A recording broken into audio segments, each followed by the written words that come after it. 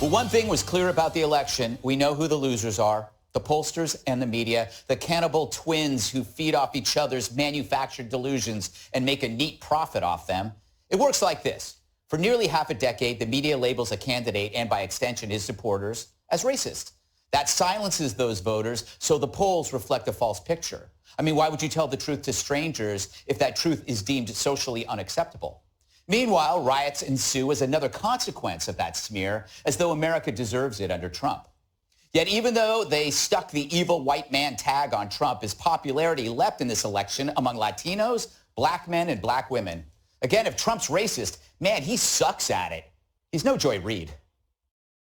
If somehow they manage to stumble into the Supreme Court, do any of you guys trust Uncle Clarence and Amy Coney Barrett and those guys to actually follow the letter of the law? No. Wow, so there was that. Well, it should piss you off. Trump is racist was the tentpole hoax where every other hateful smear found its shade. Imagine how many more blacks, Latinos, and yes, whites would have voted for Trump if an honest media had took an axe to that poll, which is why they didn't. Speaking of polls, you wonder why no one trusts this outcome, including Trump? When you keep being lied to, how can you trust anyone? No wonder pollsters never ask if you trust polls. How can you go to bed seeing one result, then wake up to a new one that saves the day for the media's choice and not be a little suspicious? So don't blame Trump.